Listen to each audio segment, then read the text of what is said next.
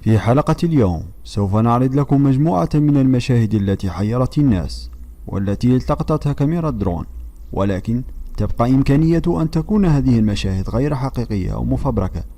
مشاهدة ممتعة أصدقائنا الكرام.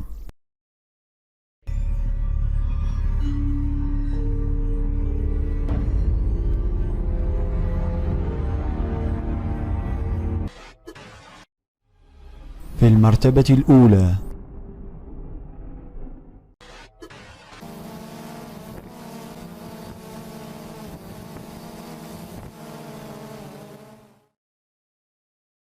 في عام 2016 انتشرت ظاهرة المهرجين المرعبين في بعض المناطق الريفية للولايات المتحدة الأمريكية. وصلت العديد من الشكاوى عن وجود أشخاص يلبسون زي مهرج ويخيفون أصحاب هذه المنطقة، حيث انتشرت العديد من التسجيلات عن وجود أشخاص مجهولي الهوية يلبسون زي مهرج ويحاولون التعدي على الناس. وقد قام أصحاب المنطقة بتقديم العديد من الشكاوى من أجل إيجاد حل لهؤلاء الأشخاص غريبي المظهر. وفي شهر ديسمبر عام 2016 نشر الشاب هذا الفيديو، وعندما كان يصور بالطائرة كان يظن بأنها سوى فزاعة عادية، ولكنها ليست كذلك. دعونا أصدقائنا نشاهد الفيديو.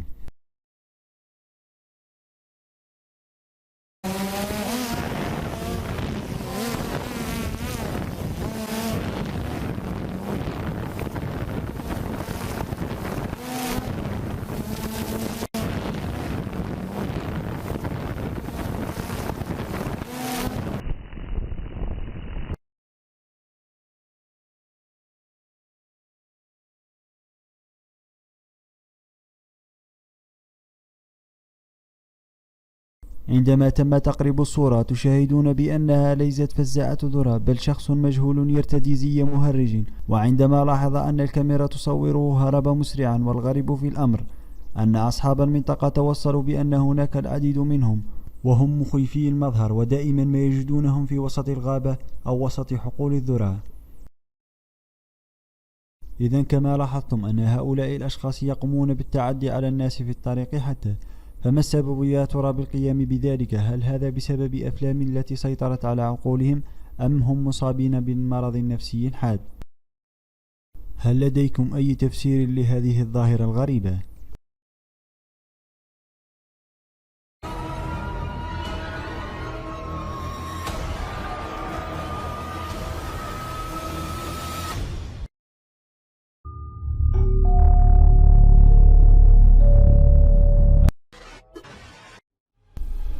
في المرتبة الثانية، I got power of it. I got it. Okay, good. Okay, pull it back. Come back to the car. Come back to the car. Come back to the car, bro. Oh my god. في عام 2019 نشر مجموعة من الشباب فيديو غامض ولا يوجد له أي تفسير، حيث قرر مجموعة من الأصدقاء للذهاب لإحدى المناطق الريفية في الولايات المتحدة الأمريكية، حيث توجد أشكال مرسومة ومجهولة معنا في إحدى الحقول.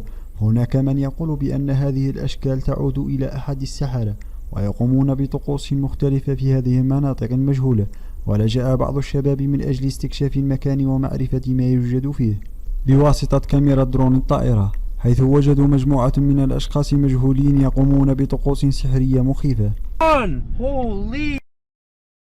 والأمر المخيف هم أنهم حاولوا أن يقوموا بإرجاع الطائرة ولم يستطيعوا ذلك. Dude, they're literally looking at the drone. We're compromised. Right here. They've seen us.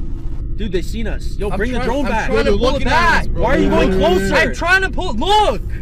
I'm trying to pull. Whoa. Pull it back. Pull it back. Hold up. I got power of it. I got it. Okay, good. Okay, pull it back. Come back to the car. Come back to the car. Come back to the car, bro. Oh my. هناك من يقول بأن هؤلاء الأشخاص من قاموا بتخطيط لهذا الفيديو، ولكن رغم ذلك صاحب الفيديو يقسم ويقول بأن هذا الفيديو كان حقيقي.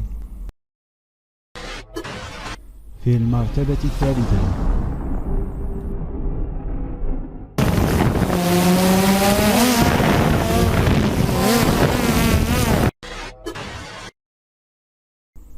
يؤمن العديد من الأشخاص في دولة بريطانيا بأن هذه الغابة مسكونة بالجن، ويشبه شكلها أطفال بعيون سوداء بالكامل، وهناك أشخاص عديد منهم يؤكدون بأنهم صوروا الجن ومخلوقات مخيفة،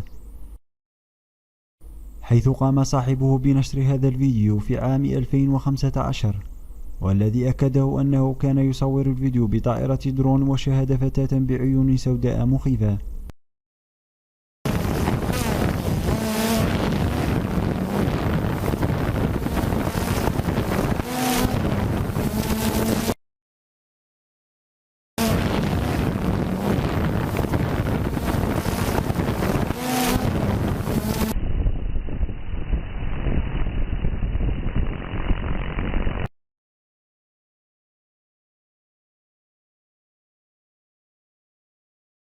فما رأيكم؟ هل ما ظهر في الفيديو كان حقيقي؟ والعديد من الناس أصحاب هذه المنطقة يؤكدون بأن هذا حقيقي، وأنهم رأوا الفتاة ذات شعر طويل وعيون سوداء.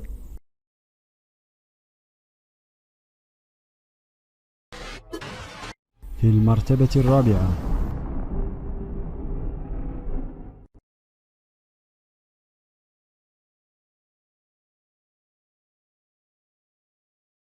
تعتبر غابة الأمازون أكبر غابة على وجه الأرض، حيث تتجاوز مساحتها 5.5 مليون كيلومتر مربع، وفي هذه المساحة الشاسعة جدا توجد أماكن لم يتم استكشافها بعد.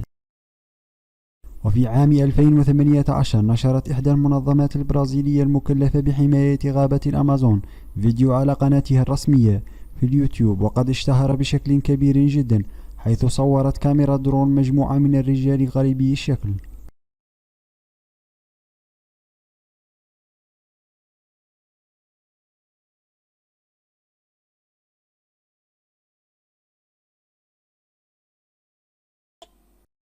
يبدو الأمر غير متوقع لكنه حقيقي، حيث ما زال ليومنا هذا قبائل تعيش في غابة الأمازون ولم يقوموا بأي اتصال مع العالم الخارجي.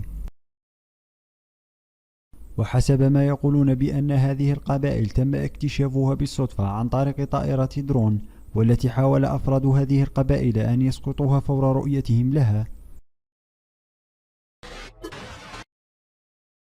إذا كانت هذه بعض المشاهد المرعبة التي التقطتها كاميرا درون الطائرة. أتمنى أن يكون هذا الفيديو قد نال إعجاب الجميع. انتظرونا في فيديو جديد.